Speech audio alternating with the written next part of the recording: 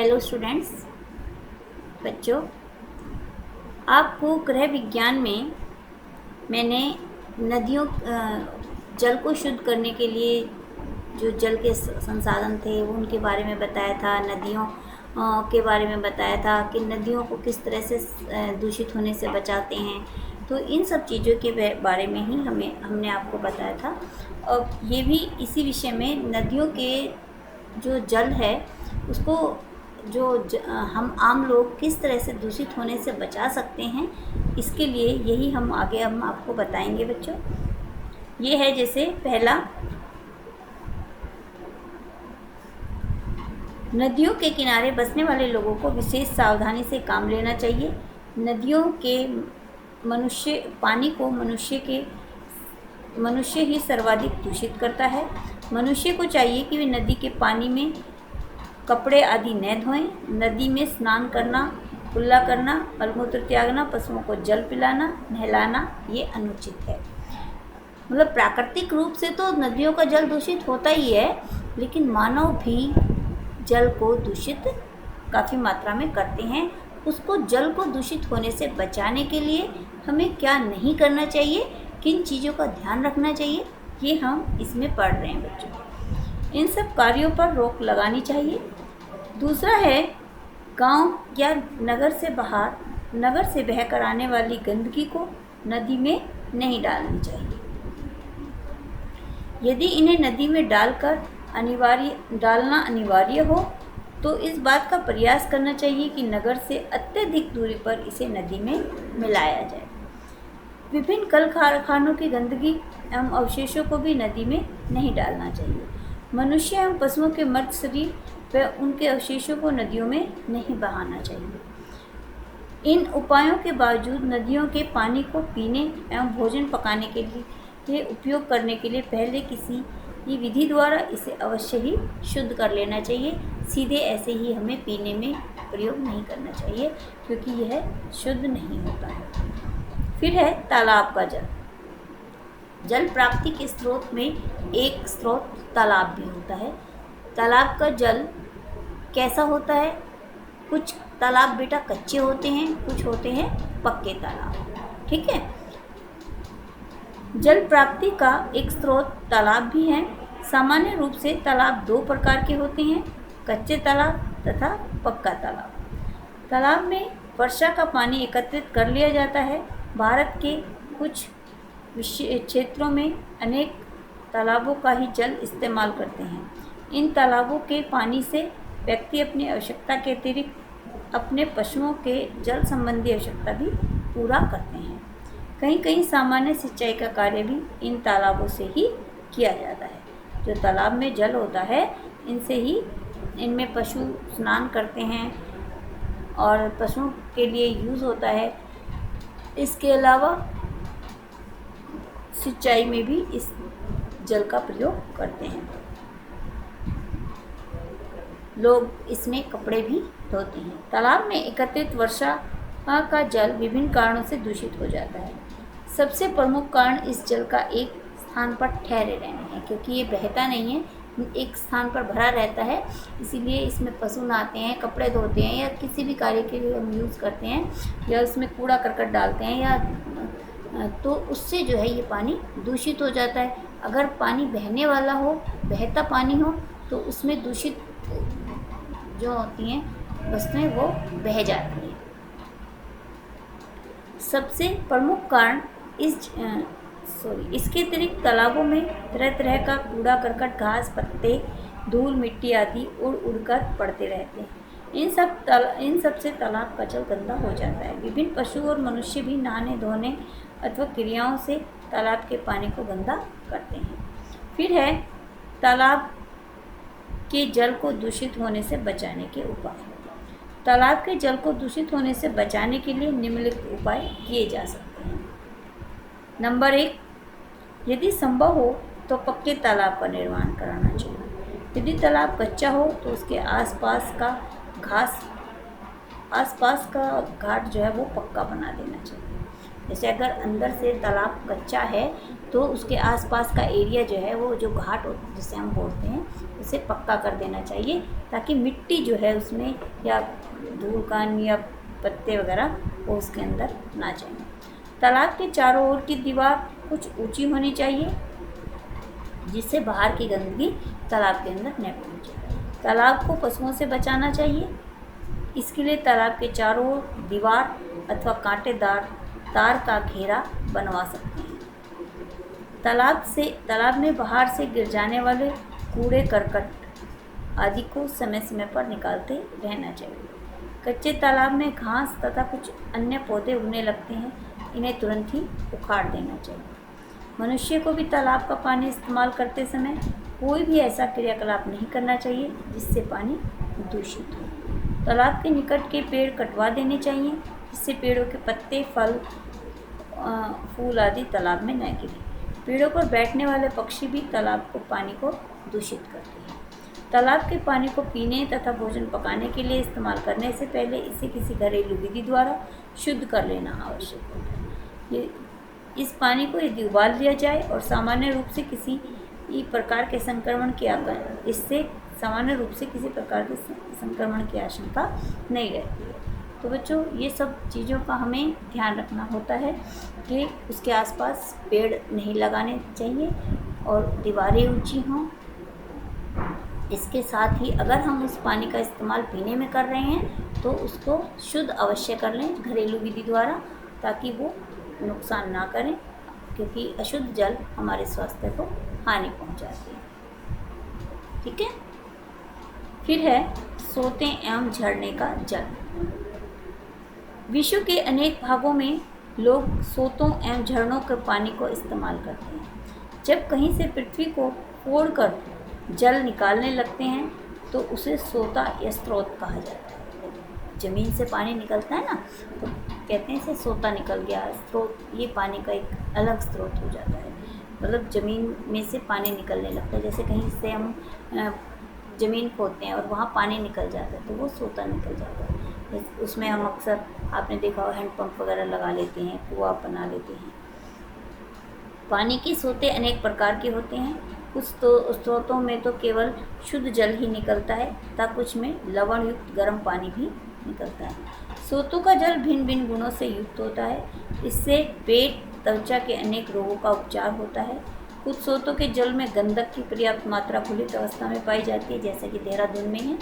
देहरादून में गंधक युक्त पानी वाले स्रोत पाए जाते हैं, वो जो है त्वचा के लिए काफ़ी लाभदायक होता है।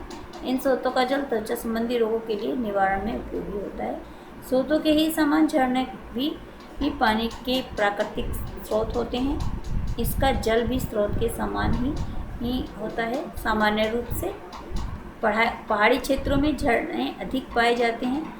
किसी भी सोते या झरने के पानी को पीने आदि के लिए इस्तेमाल करने से पूर्व इसके गुणों की जांच अवश्य कर लेनी चाहिए, क्योंकि इसमें कुछ हानिकारक लवण भी विद्यमान हो सकते हैं। किसी भी सोते का जल या झरने का जल हम पीते हैं तो उससे पहले उसके गुणों की जांच कर लेनी बहुत ही आवश्यक है। कहीं उसमें कोई कीटाणु या हानिकारक लवण तो नहीं है। फिर है झील। अनेक स्थान ऐसे होते हैं जहाँ प्राकृतिक रूप से पर्याप्त मात्रा में पानी एकत्रित हो जाता है। इस प्रकार से एकत्र हुए पानी के भंडार को झील कहा जाता है। झीलों में या तो वर्षा का पानी एकत्र रहता है अथवा कोई सोता या झरना भी इसको भरने में सहायक होता है। झील के पानी की मुख्य विशेषता तालाब के पानी से मिलती जुलती ही है। झील के पानी को दूषित होने से बचाने के लिए भी वहाँ के उपाय व सावधानी हमें बरतनी चाहिए, जो तालाब के पानी के लिए हमने बरती है। झील के पानी को भी उपचारित विधि द्वारा या घरेलू विधि द्वारा शुद्ध करके ही पीने के लिए प्रयोग में करना चाहिए। फिर है कुएँ। कुएँ जो है आमतौर पर जो है हमारा साधन है जल का। भारतवर्ष में जल प्राप्त करने का एक मुख्य स्रोत कुआँ है। पहले समय में बच्चों कुओं का ही जल प्रयोग में अधिक मात्रा में किया जाता था। गाँव में और शहरों में भी पहले कुओं से ही जल लाया जाता था, वही जल पीने में, नहाने में, खाना बनाने में, सब चीज़ों में प्रयोग किया जाता था, एक मुख्य साधन था। लेकिन आजकल ये जो है कुओं का जल बहुत ही कम देखने को मिलता है हमें, काफ़ी कुएं अब सूख चुके हैं। हम जानते हैं कि वर्षा का अधिकांश जल जमीन के अंदर समा जाता है। जमीन में समाये हुए इस जल को भी प्राप्त करने के लिए कुएं खोदे जाते हैं। कुआं खोदने के लिए जमीन की तब तक खुदाई की जाती है जब तक पानी नहीं निकल जाता। कुआं खोदकर प्राप्त किए गए जल को पीने तथा सिंचाई के लिए इस्तेमाल किया जाता है। कुएं प्राय 3 प्रकार के होते हैं। उथले कुएं, प्रथम प्रकार के कुएं कौन से होते हैं? उथले कुएं। ये अधिक गहरे नहीं होते। इससे पानी निकालने के लिए ढेकली, फिरनी, रहट आदि साधन अपनाए जाते हैं। दूसरे कुएं होते हैं गहरे कुएं। इनकी सामान्य रूप से 30 से 40 मीटर तक की गहराई होती है।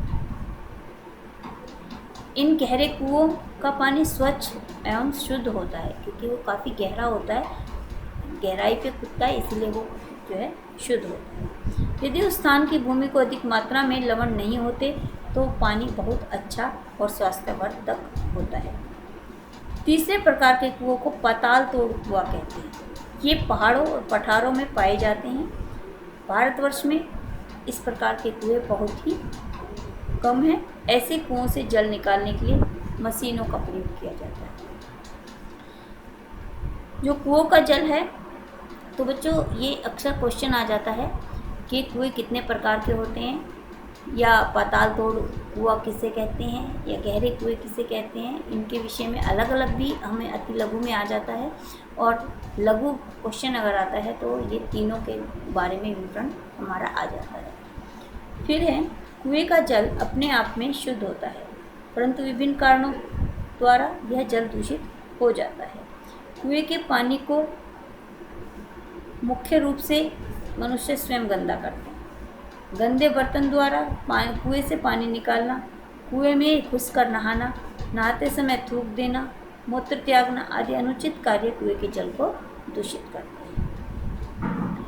फिर है, बच्चे कुएं का पानी मिट्टी के निरंतर क्षरण से गंदा हो जाता है।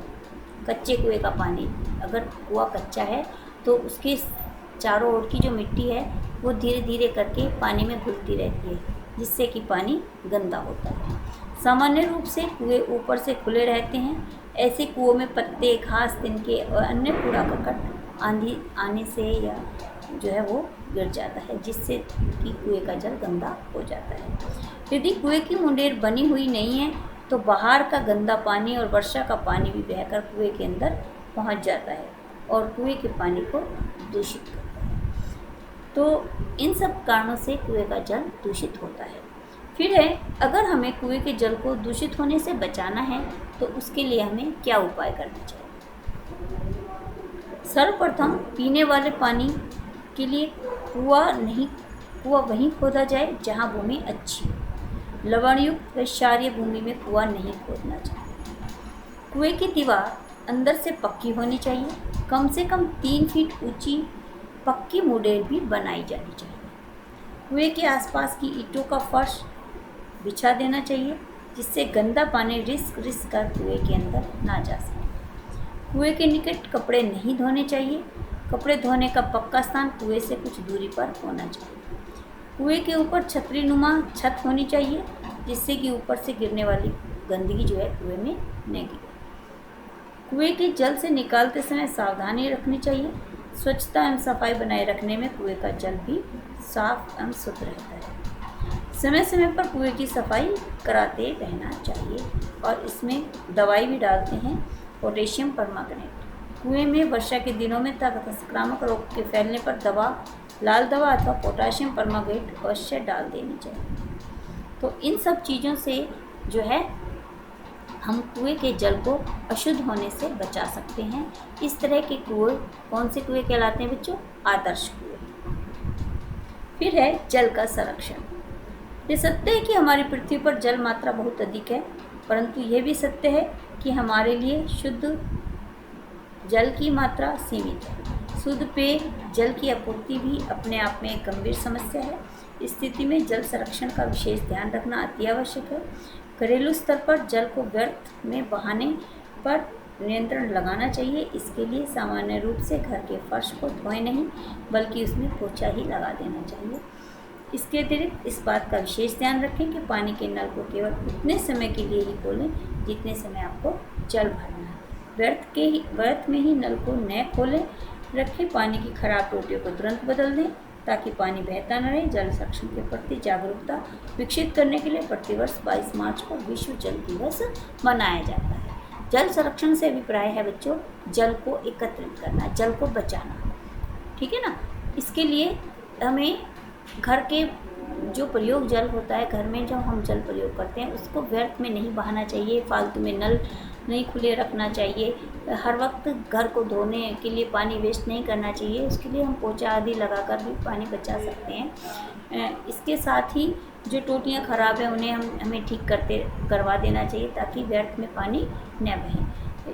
तो एक इसमें बच्चों एक क्वेश्चन और बनता है हमारा कि विश्व जल दिवस कब मनाया जाता है। तो ये है बच्चों 22 मार्च को। 22 मार्च को विश्व जल दिवस मनाया जाता है। तो बच्चों इस तरह से इसमें एक क्वेश्चन ये भी होता है कि जल संरक्षण से क्या अभिप्राय है, इस पर एक टिप्पणी लिखना, ठीक है। तो ये छोटे छोटे क्वेश्चंस हैं जो हमारे इन्हीं लेसन में से बन जाते हैं, ठीक है। तो अब आज का इतना ही, इससे आगे हम अगली वीडियो में करेंगे। धन्यवाद।